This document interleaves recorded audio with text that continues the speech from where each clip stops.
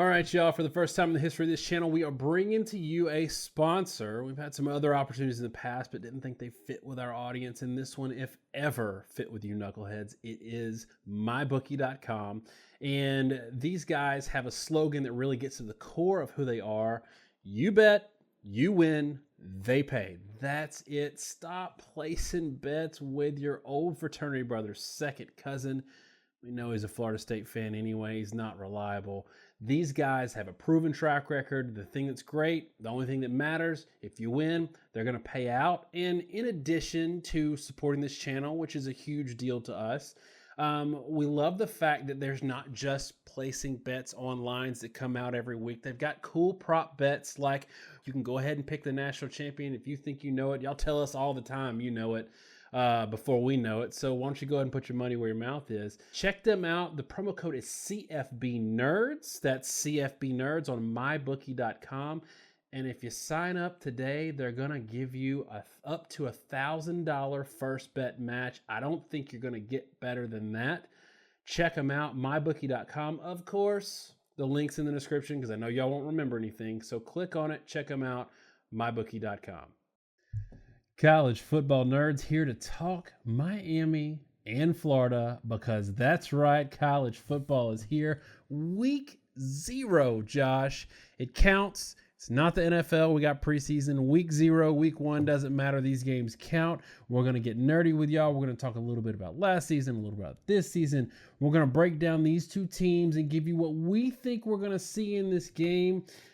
We felt pretty good about how we did last season, and we're going to do even better this season, we promise. Remember, computer model doesn't start until week 4 because we need data.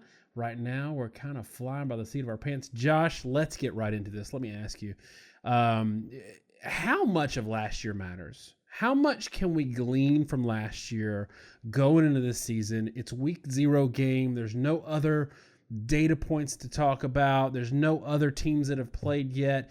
We've got so much coaching turnover and so much team upheaval, new quarterback at Miami, all of that. Got the kind of off-season struggles with Florida losing some players here and there. Can we throw last season completely out the window and start fresh? Or are there a few things that we can take from last season to help us sort of frame this game in context to know what the main talking points are going to be? There's always something to glean from the data you have.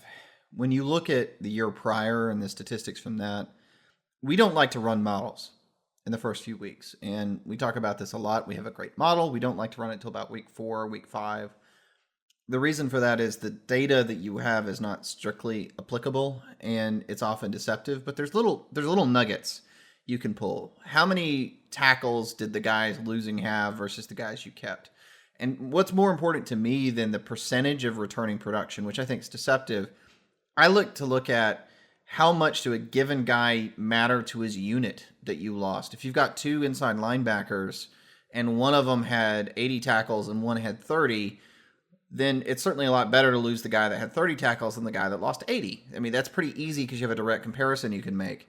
What's a lot more, I think, foolish sometimes is you can look at it and go, oh, they lost their 2 leading tacklers, and it just happens to be their 2 inside linebackers. And the fact that the inside linebackers are lost does not in and of itself make for a bad omen. It may just be that those guys are in the position to make the most tackles. And I'll give you kind of a concrete example with these 2 teams, okay? So don't take anything more than this than maybe face value, but there's, I think, something to be gleaned. On one hand, you have Vashawn Joseph, who's the leading tackler for Florida. Vashawn Joseph was the middle linebacker. It's quite common for the middle linebacker to lead the team in tackles. But Chauncey Gardner-Johnson only had 3 tackles less than Vashawn Joseph. And David Reese had about half as many tackles, but he had, and when you talk assisted tackles or, tackles where, 2 people were involved in the play, he actually had more than Vashawn Joseph. Joseph just had more solo tackles. It's a little hard to gauge how much the loss of Vashawn Joseph is really going to matter to this defense because his numbers are good because he played a position that should have a lot of tackles in a well-functioning defense. And again, he played behind an awesome defensive line and in front of an awesome secondary that tends to make middle linebackers look really, really good. I'll flip that around and talk another example. Tackles for loss for the Miami Hurricanes is the leader last year was Jarren Williams with 18. Behind him, Jonathan Garvin and Joe Jackson. Joe Jackson was a really good player, but he was an edge player with 14 and a half tackles. The fact that Jarren Williams III at nose tackle had 18 tackles for loss is pretty exceptional. It's a very difficult thing to do in almost any system. And Willis, again, was 6th on the team in overall solo tackles, ahead of Joe Jackson, ahead of even the linebacker McLeod. That also is pretty special. So to me, if you want to talk about, this is, again, not really a reflection of the entire team, one data snapshot, I think Jarren Williams, for example, is a much bigger loss to Miami than Vashon Joseph to Florida. Even though Joseph did lead Florida in tackles, Willis had a much larger impact relative to his position and his position's usual impact on a team. You don't have that many tackles, even that many tackles from loss at nose tackle or defensive tackle, than you would at a middle linebacker where you kind of expect him to be high on the team in tackles. There's also games played in the previous year that people want to look at. And this is one of the things that fans do that data nerds really shouldn't do. That frustrates me sometimes, where, there's a stat that'll be floating around where so-and-so hasn't beaten us in 27 years or is, hasn't won in this stadium in however many years. None of that matters. None of that matters for this year. But one of the things that you've heard a lot of people say in the offseason is, let's look at how Florida ended their season beating the crap out of Michigan. And let's look at how Miami ended their season getting drilled by Wisconsin. Is this a situation where there is some data there that we can glean? Or is this another situation where, that's a little bit of fool's gold and there's so much different and so much about those games that was situational that we're really going to throw this out the window? I've always believed that football is a unique sport in how asymmetrical it is, as I tend to put it, meaning things don't quite line up the way you think they should. And when you look at the data, and when I say asymmetrical, I really mean in terms of data and curves, things don't quite make sense sometimes. Stuff swings really hard at the extremes. If you've got a problem at one position, it can kill you or help you. I mean, last year, if you look at Florida's defensive numbers, it can be really deceptive because they struggled at the end of the year basically due to injury. In that Georgia game, they lost one too many defensive backs. And when that... Right. And it turned the whole game. It ruined the whole game, the Georgia game, and they were kind of I won't say a shell of the team they were earlier in the year, but they were not nearly as good defensively once they had those injuries at the defensive back position because they kind of collapsed. Getting to the game concept, okay, there are two big games that these teams just finished. Miami against Wisconsin and Florida versus Michigan. You have to be really careful in taking those two games and drawing any more than you need to out of them.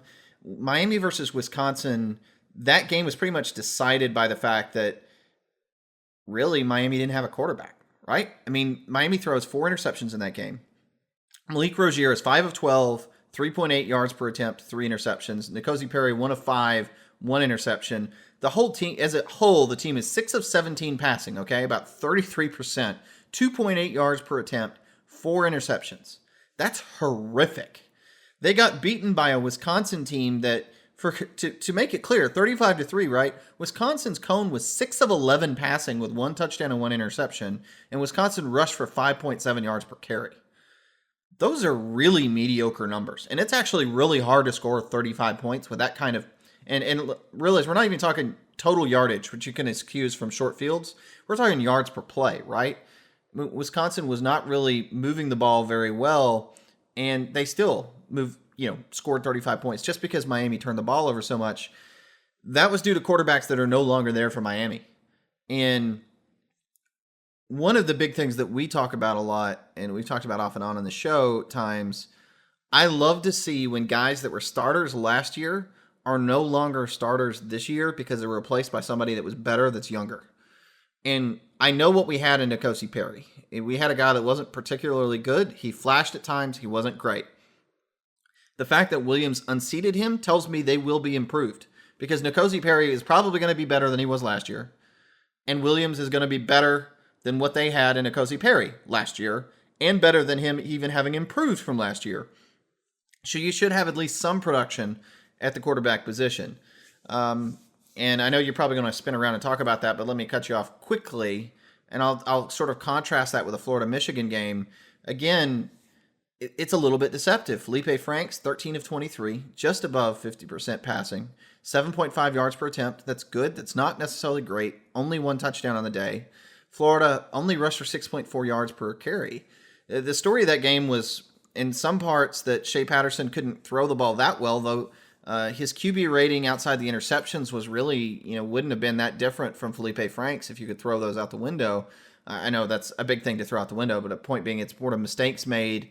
And really, it was the offensive line of Michigan that was an issue all year, getting destroyed. They ran for 2.6 yards per carry. Patterson had too much pressure, threw picks.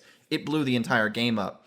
So the moral of the story is Miami, Wisconsin, Florida, Michigan. Those games were games of the extremes, right? They were asymmetric games. Weird, not necessarily weird things happened because there were matchup issues with those respective teams. Wisconsin is not Florida. Michigan is not Miami. We don't have the same players involved in the game. You're not going to get the same result, and you can't just look at those two teams in those two games and determine their overall quality because of how stuff happened due to circumstances, matchups, personnel, motivation, none of which is going to be applicable to this matchup. So I think that's extremely dangerous. But again, the biggest point here is the difference of the quarterback position, in my view, at Miami, and how much that may change the outlook of what Miami is or is not. If I'm going to be a little devil's advocate here, and I don't even know if this is devil's advocate because I think this is a fair talking point. I agree with you 100% about Williams. I think that when I saw that he got the starting nod, I was really, for Miami fans, I was really relieved because I love the coaching staff in place, and I'll have you talk a little bit in a minute about that move they made. But for me, I wonder if we separate. I wonder if we need to separate Williams being named the starter for this game versus Williams being named the starter for this season, because he is coming in cold as a new face, as a freshman, and playing on a huge stage to open the season. Whereas we've seen guys like Trevor Lawrence and Tua come in who gradually got to get put into the fold over time. Williams is coming in really raw. I wonder if this is a play, if this is a situation where he may or may not give them the best opportunity to beat Florida so much as he gives them the best opportunity to win the most games throughout the year. And they know this, so they are willing to possibly take their lumps here for the betterment of the season. Could you see that as something that's happening, or do you think regardless he's probably the best quarterback and even with Perry having experience? I think there's a solid point to it, right? Do you take your lumps? I don't think any team wants to take their lumps in week one against Florida, right? You're going to let the guy break in because it's dangerous, and always has been in my view, to take a quarterback in his early starts and put him in a position to lose. It creates bad habits. It makes that guy's clock in his head get screwed up where he thinks he has to throw the ball too soon. And I think we've seen it, again, we kind of touched on that Michigan game with Shea Patterson. We tried to warn Michigan fans last year that Shea Patterson was probably going to struggle in that offense because he'd been conditioned to make a play when nothing else was working in Ole Miss's offense. And it's really hard for a guy like that to sort of turn the switch in his head to say, I'm part of a system now and something bigger than myself. I don't have to make everything work.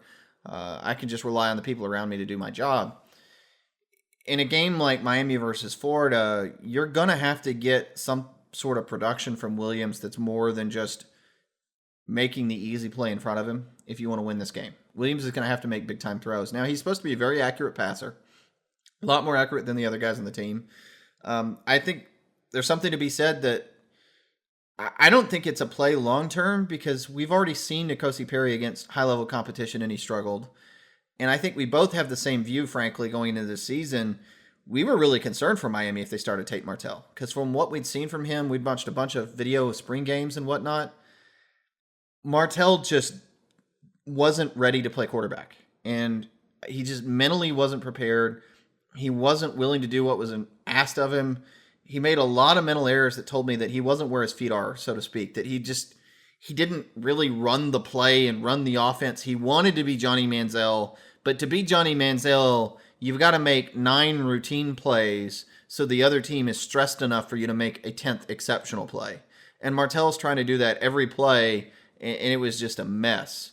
I think what you're getting out of Williams is going to be a lot more consistent than either of those guys, both in terms of probably how he runs it play to play, but also his arm talent, just in terms of, if nothing else, Manny Diaz knows they can line up offensively, they can run the ball, and they can do play action or do some sort of pass, maybe 1 out of every 3 plays, and at least the ball is going to go where it's supposed to go.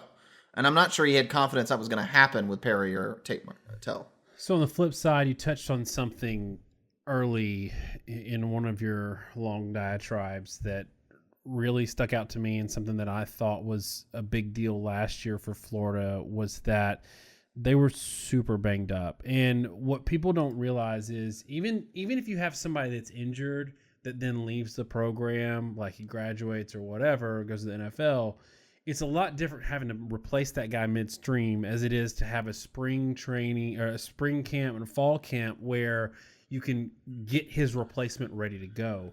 So I do think there's something to be said about Florida early being potentially in a position to not only win this game, but maybe win it big compared to who they were in the middle kind of dog days of the season last year. The other thing I love, and we've sort of touched on this too, is while we've never been a huge fan of Mullen as a recruiter, and it looks like now as a recruiter of keeping people on the team, we are super big fans of his ability to craft an offense around the players and the talent that he has available to him.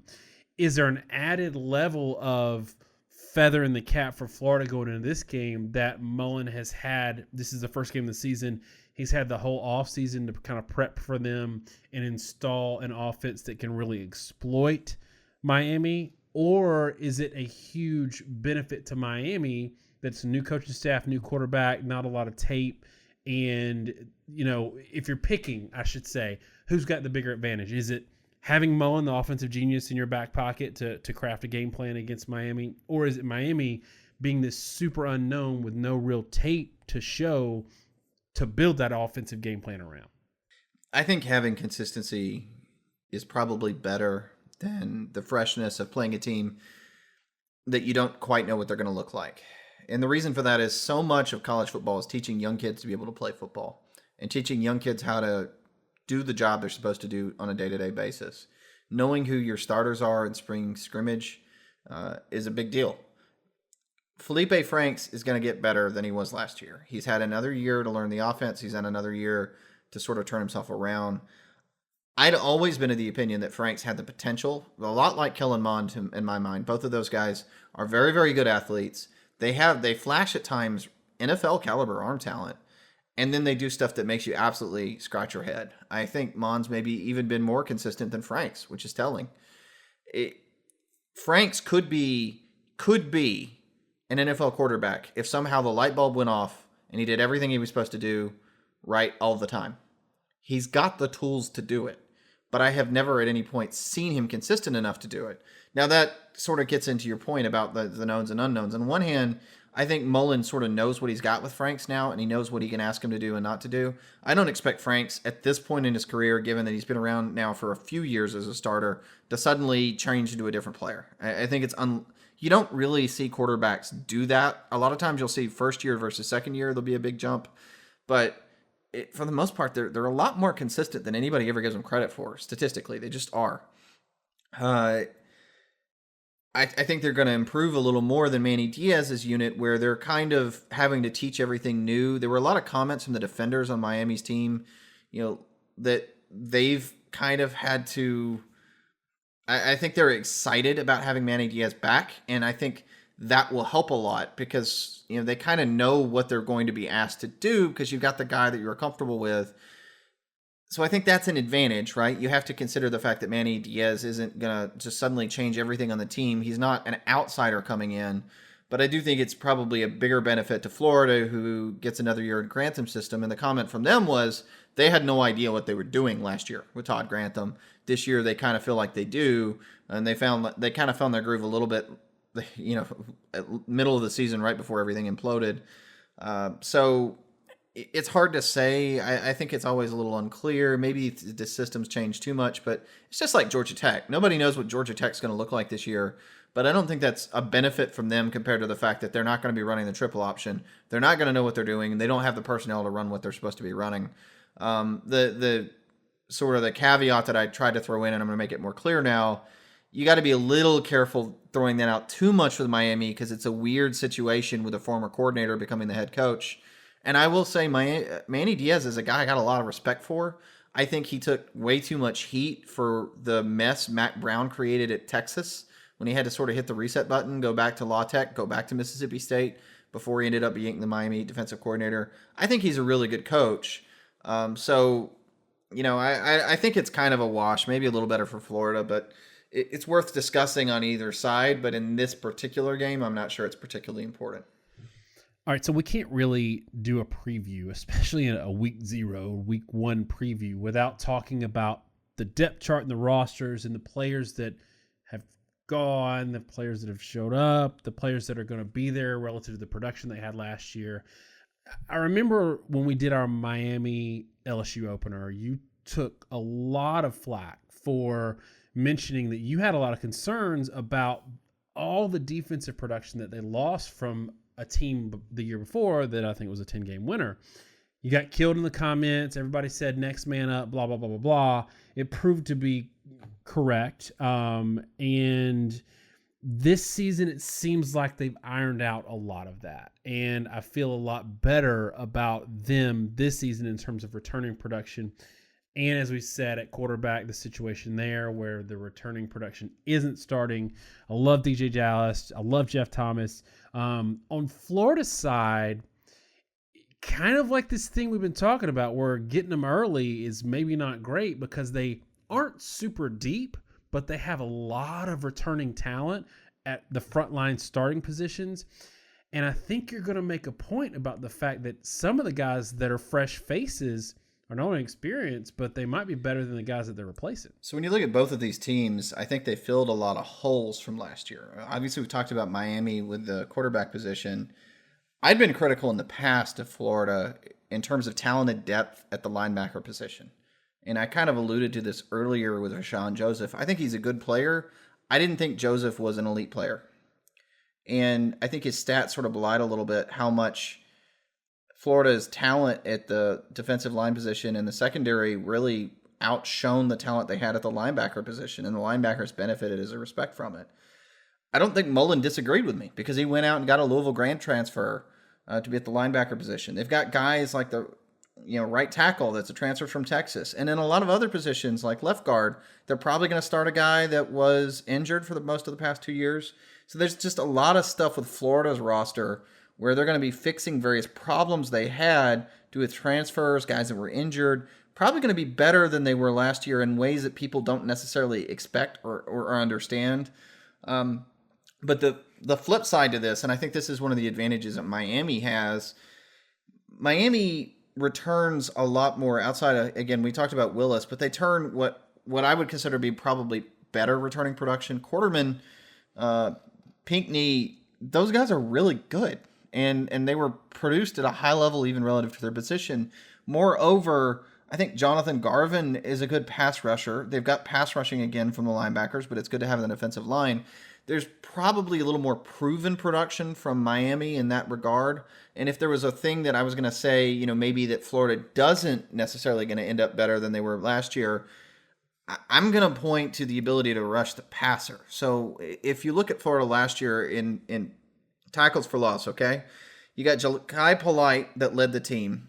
Zuniga, who's the one returning guy really on this list, was second, but you went from 17.5 tackles for loss to 11.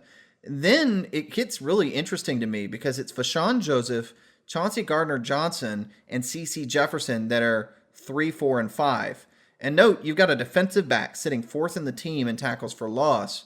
But after them, no one on the team had more than 5 tackles for loss in the season. Now, C.J. Henderson was at 5. Getting him back, it probably going to get more production than you had last year. But again, when you talk defensive linemen, there wasn't really anybody with significant production outside Zuniga. I think there's probably more of that with Miami. Even though they do lose Willis, who had ridiculous production, you get Garvin back, who was right neck and neck with him, 17 tackles for loss. Quarterman, 14 tackles for loss. Pinckney, 11. Double-digit guys, multiple of them returning for Miami in a way Florida does not. Now, we're going to, I think, maybe get sort of previewing my prediction here. I think Florida is going to be as good or better at most every position on the field. And in a video this long, we can't get into the receiving core, which I took a lot of crap last year in the SEC for saying I thought Florida was probably going to end up being second in the East ahead of South Carolina, in large part because of the receiving core, which people roasted me alive in our SEC preview for that. I don't think it was wrong. Thankfully, nobody saw it. Yeah. You guys are watching a lot more videos this year than you were last year, but I don't think my preview wasn't really terrible last year for whoever saw it.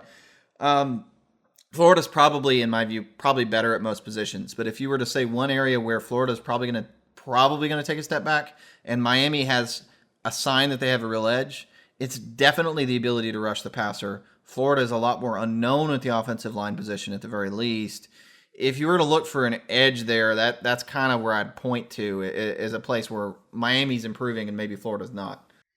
All right, we got to wrap this one up, so I'm going to give my prediction first. Right now, my bookie line on this, and basically everybody's line on this, is going to be 7-point favorite for Florida, and I don't think that's out of the question.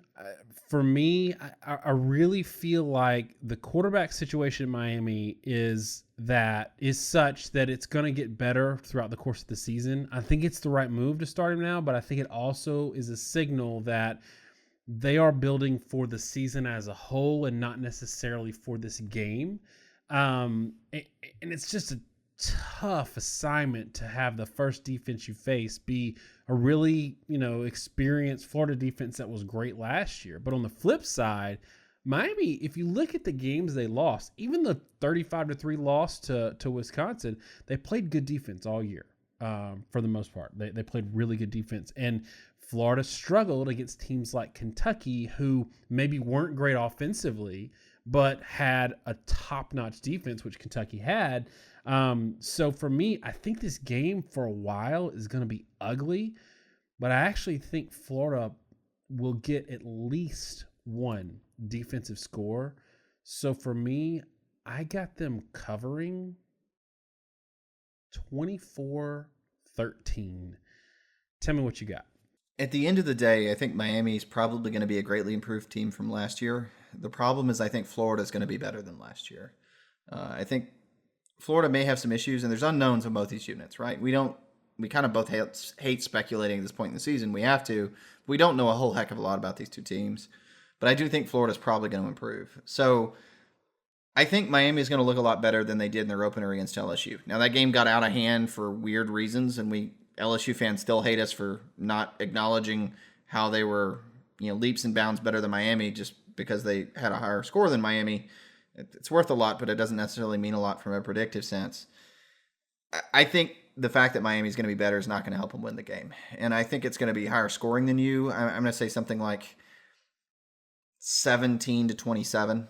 But I'm with you that I think Florida covers. I think Miami gives them some issues, particularly there's a lot of new offensive linemen on Florida's side of the ball. But Florida has more skill talent than Miami right now. I like a lot of the guys on Miami's roster. I think Miami is going to be extremely competitive in the ACC, but it's not an ACC-SEC thing, and you got to be careful with it. Florida is kind of operating on a bit of a different level right now, and Miami's getting back to that point, but I think it's probably a little too quick with Manny Diaz. They've got to be recruiting more consistently. They got to get guys that fit their system better, that pan out better, and the whole ACC's really got to build up. But Miami's season, this game is going to be a little bit of a benchmark to see where they fit, where Florida fits. I think they probably fall short, even though there's good signs in the game. And I think Miami goes on to have a great run the rest of the year in the ACC. And again, they skip Clemson on the menu here, so it's not like we're going to know how they fare against Clemson until possibly the ACC championship game. It's quite possible that Miami is something like an 11-1 team that loses by 10 points to Florida in the opener.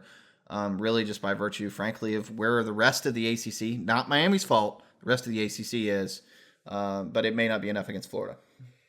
in saying that, and we're both, 10, 11 point spread there, we talk about, and this isn't necessarily, like you said, an SEC or ACC thing, but we talk about this year, we've got a lot of good out-of-conference data points that we think will help us come years in when we're either, saying who should be in the playoffs or predicting games, feeding the model, whatever.